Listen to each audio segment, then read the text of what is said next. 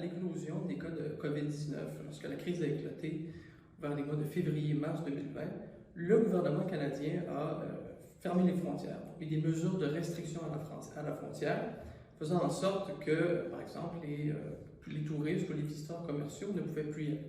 Ce que plusieurs personnes ignorent toutefois, c'est qu'il est encore possible de venir au Canada en tant que travailleur. Donc, si vous avez, par exemple, une offre d'emploi de la part de l'employeur qui est toujours prêt à vous supporter, vous pouvez bénéficier d'une exemption aux mesures de restriction.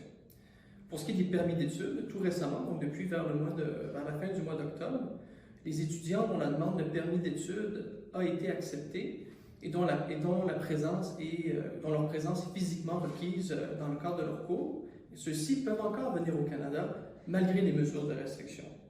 Puis finalement, au niveau de la résidence permanente, malgré le contexte actuel, puis l'augmentation des délais de traitement, il est toujours possible de présenter ou d'entamer des démarches de résidence permanente vers le Canada, que ce soit via, par exemple, la plateforme de l'entrée express ou la plateforme Arrimo.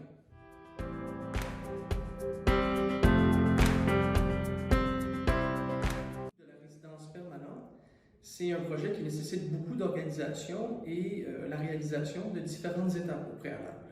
Alors, mon conseil à tous ceux qui souhaiteraient immigrer au Canada éventuellement, que ce soit sur une base temporaire ou permanente, c'est de s'y prendre d'avance, même si leur projet d'immigration est mis en suspens en raison de la situation actuelle. Par exemple, dans le cadre d'une démarche de résidence permanente, dans la plupart des cas, certaines démarches doivent être réalisées avant d'entamer la demande de résidence permanente, que ce soit la réalisation de tests de langue, l'évaluation des diplômes. Pour ce qui est du permis de travail, ça pourrait être entreprendre certaines démarches auprès des autorités québécoises ou canadiennes pour faire reconnaître un permis d'exercice. Donc, il est bien important, même si votre projet d'immigration est mis en suspens, d'entamer ces démarches dès à présent, de manière à pouvoir avancer lorsque vous serez prêt à entamer vos démarches d'immigration.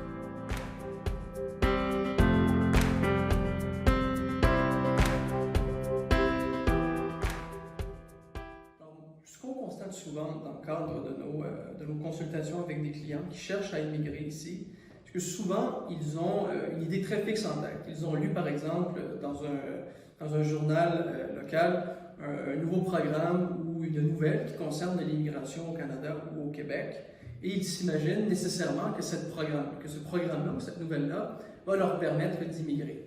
Généralement, c'est beaucoup plus complexe que ça. L'immigration comprend une multitude de processus, de programmes. Il existe différentes voies pour un candidat, pour lui permettre de s'établir ici. Puis, il est vraiment important d'identifier le programme qui est le plus accessible, le plus facile et qui convient le mieux aux besoins du candidat en question. Donc, mon conseil, de ne pas prendre de décisions précipitées, bien prendre le temps d'identifier le processus. Par la suite, ça va vous éviter de nombreux inconvénients en cours de route.